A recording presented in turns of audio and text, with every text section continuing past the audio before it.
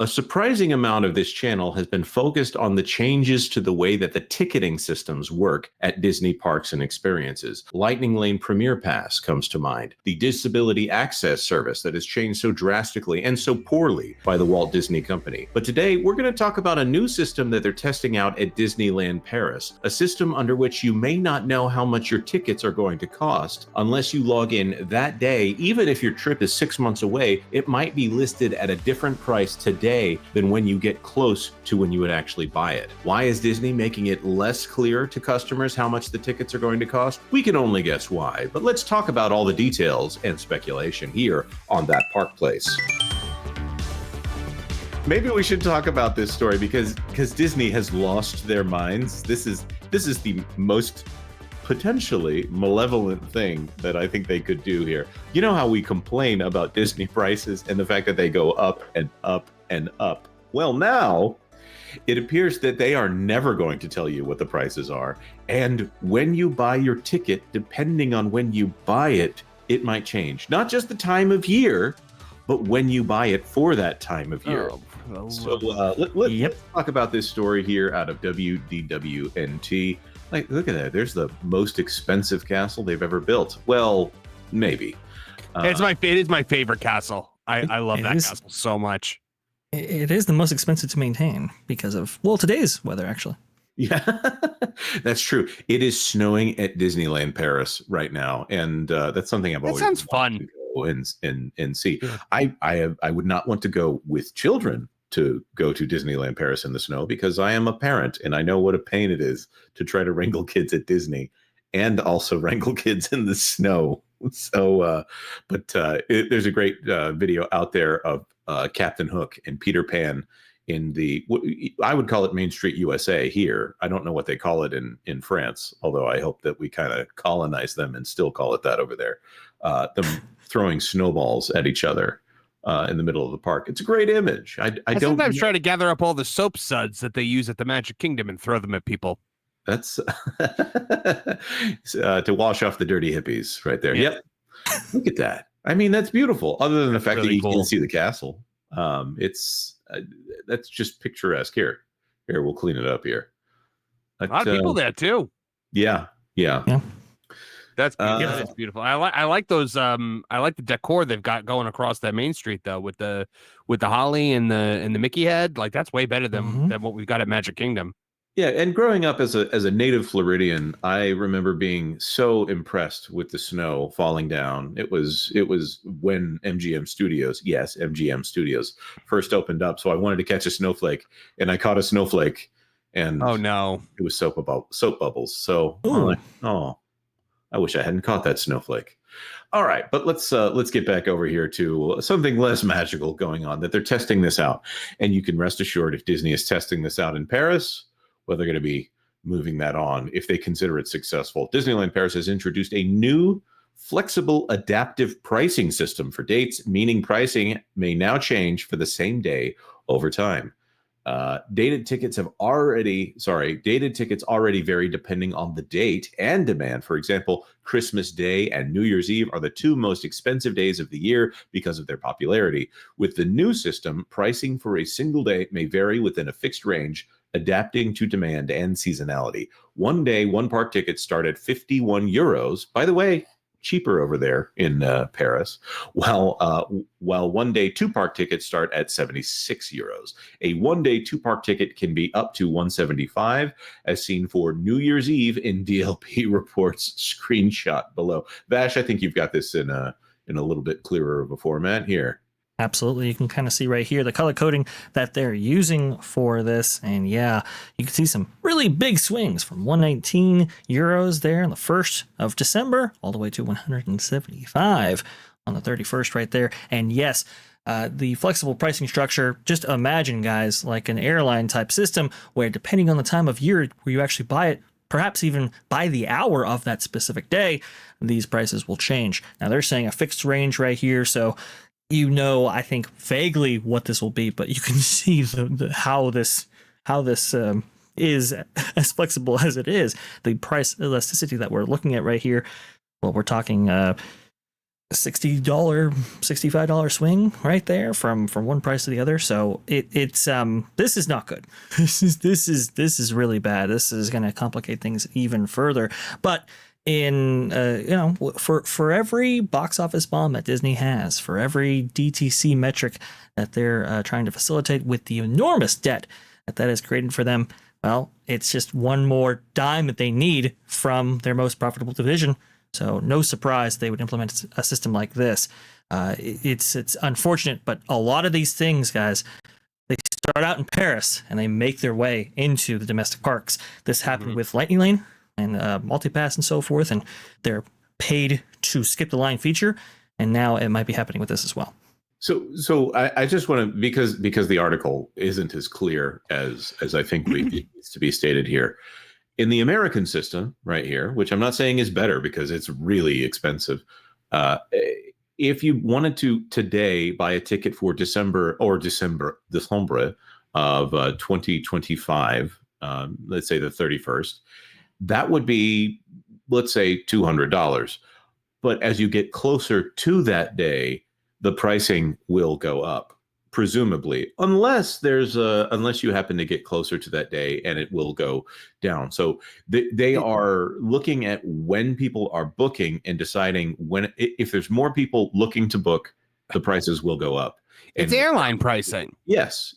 So all of the majesty of trying to figure out the cheapest way to visit your loved ones over the holidays without destroying your bank account, you can now add Disney vacations to that. Culture, are you excited about this change, sir? I think this is probably one of the most hateful ways Disney can treat its fans. I think that you're seeing the lack of investment in the parks have a penalty, and that penalty is going to be paid for by the guests, not by the company. And the biggest problem is the underdevelopment of the spaces they've already had. It's most disgustingly done in Florida, but everywhere in the world they've underutilized the spaces and the opportunities to grow and move forward. Now they go backward and they pave over other things. And again, you're paying for a lack of creativity, a lack of financial foresight. And now, the guests that are going are paying for the lack of interest by other people because it's just too darn expensive. There will be a point in time where Disney will see this was the worst decision they could have made at this point in time for the company. But this is worse than surge pricing. It's pretty much worse than any of the ideas to capitalize financially off of interest. Disney needs to reinforce interest. They need to make it cheaper at a time when their competition in Florida in particular is going to clean their clock to the tune of 30%. I think you're totally right there. That gives Universal yet another advantage in this as far as simplicity goes. So that degree in Disney is only going to get worse. Marvin, I accidentally cut you off there before. What were you going to say? No, it's airport pricing. It completely negates the ability to have a spur of the moment person who doesn't have an annual pass be like, you know what, I'm going to go to Disney today, because a same day ticket will end up being astronomical in price.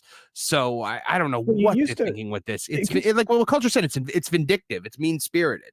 Yeah, and it's like, and the problem is it's mean-spirited in an effort to try to artificially prop up a continuous bonus earnings cycle profit that they aren't really capable of generating. They weren't in the first place. And I would say that after 2019, 2020, they really were kind of set to have pretty flat earnings year over year. If it weren't for, let's say, inflation and other things that would have naturally driven the prices up anyway. They went well beyond the bounds of inflation, and they right now Disney is looked at as an opportunist, and many other negative things right now. Tell me somebody who's reacting positively to Disney doing this. Point them out. I couldn't tell you. When I look at this, here is the essential question right now that they are ignoring: is how much does a Disney vacation cost? And is no direct answer to that. This is great for the travel agents that want to book Disney stuff, because people are going to be confused as to how much they're going to pay to get into a Disney park. Right now, this is obviously localized to Disneyland Paris, but if they're testing it out at Disneyland Paris and they're ready to go, that means they're ready to go global with that. I don't know. I actually don't know if that'll work well in China. Honestly, they might react more viscerally there. But on the American side of things, we obviously just had Premier Pass, which is $550 per guest per day, which is astronomical in order to skip the line in each ride one time and no more. Right next to Genie Plus. I look at this as an opportunity for Disney to say, well, we're never going to tell people what the prices are. I just think about what a pain in the butt it is to try to book tickets on an airline. And you never know if you're going to get a $60 ticket. You never know if it's going to be a $400 ticket. There is no Spirit Airlines out there where you're going to go in, you're going to spend as little as possible on this if you just want to ride the dang rides. That's a great example, because guess what Spirit Airlines just did? Shut down entirely. Well, for bankruptcy. Did it really? Yeah. Yes. Yeah. And they were trying to merge, if you guys remember, and nobody would let them merge. It was a constant fight, and they'd just been so poorly run that they're in bankruptcy. Lots of flights have been canceled. Staff has been shuttled on. I took one Spirit Airlines flight in my life. That usually is enough. Yeah, and people, like, I remember I was like, oh, this ticket's so cheap, but then I got there and they were like, oh, you want a seatbelt? That's another $30. Like, yeah. You want to not die? Disney has been implementing a lot of these extra cost features like Spirit Airlines, interestingly. So them moving towards a Spirit. Wait.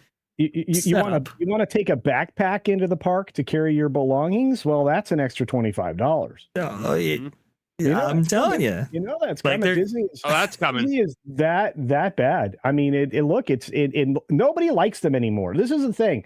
If I know there are a lot of super fans and a lot of pixie dusters, and you can get pissed at me if you want to. I have significant investment in Disney. So I'm going to complain because I have money in it, I have a lifetime in Disney. Okay. Mm-hmm. But I'm just going to say that makes me even angrier and more aggressive about the vitriol that I'm willing to, spit at these people, because it's been, you're taking away the fandom. Why would you be a fan of Disney right now? Really? Seriously, what has Disney done in any creative space? And mind you, you don't understand culture. They just did a bar that's based off of one of Walt's attractions. They made a bar based on Haunted Mansion so they can sell booze to their audience. It's revolutionary, guys. Okay, but isn't that already on a storytelling? Liquor. That's great, Jonas. Except isn't that in a location where now you have to spend extra money just to get to the bar? I mean, isn't that on a cruise ship? Somebody help me with that. It is on a cruise ship. It is, and you have to solve a little puzzle in order to actually order the drink. My whole thing is, if you can't solve the puzzle, do they not sell you the drink?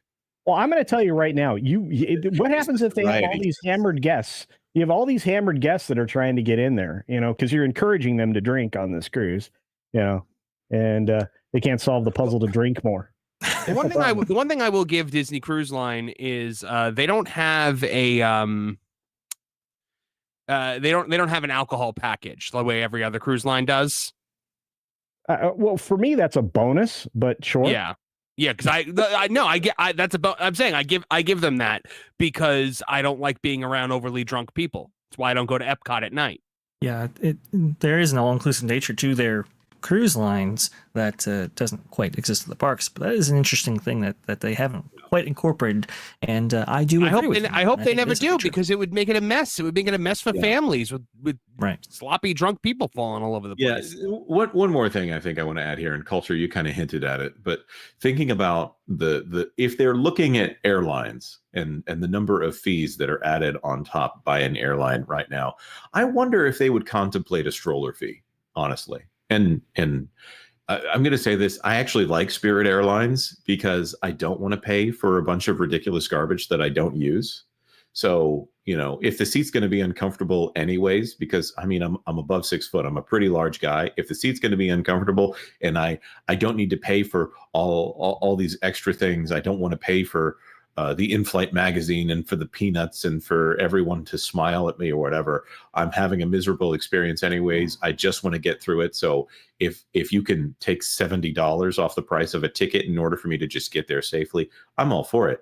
But I think about those cast members who will literally just take your stroller and put it wherever they please. And now I see an opportunity for Disney to say, oh, you're bringing a stroller into the park? We'll need to tag that. It's a $25 tag.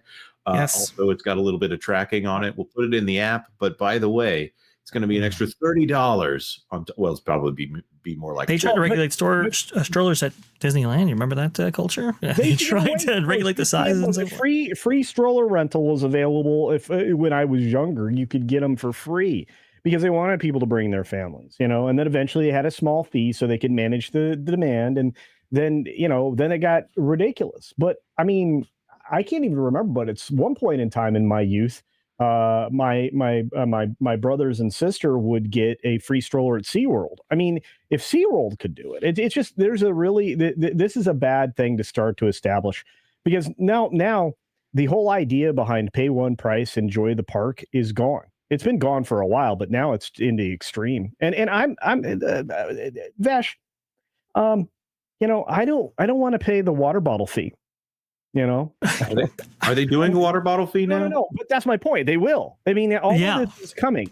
It's either that or they'll ban metal water bottles from the park, which, they banned metal lunchboxes back in the day at schools, but for some reason they're letting the Stanleys and the big metal water bottles into schools. It's going to take. Universal made me pour out my metal water bottle when I tried to bring a water bottle with me into the park. Yeah, they wanted to make sure you didn't have booze in it. Actually, that happened to me. Wanted to make sure that I paid $5 for a water. I'm assuming. Yeah, what was it when I was at Holiday World? They said we can keep the ice, but we have to pour out the water. I'm like, oh, okay, fine.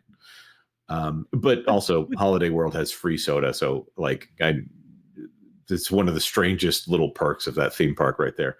But hang on, let me defend Universal. They have water bottle stations. They have them in Disney too. You just have to go find them. Oh, you're right. But I like I said, it's just look, if they want to keep booze out, I get it. I mean, Disney used to like to keep booze out of things. No, they want to keep booze out that you didn't pay them for. That's the new stipulation. Yeah, Walt would be flipping right now. The only place you were drinking at any of his parks, back then it was only one. But if you were drinking, it was in Club 33. That was it. It was a private club. And they expected those people to be a little more classy because there was a lot of money tied to that. Yep.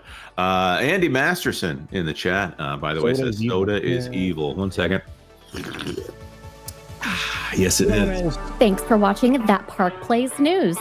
For more information, consider checking out www.thatparkplace.com. And don't forget to subscribe, share, like, and send this out on your favorite social media accounts.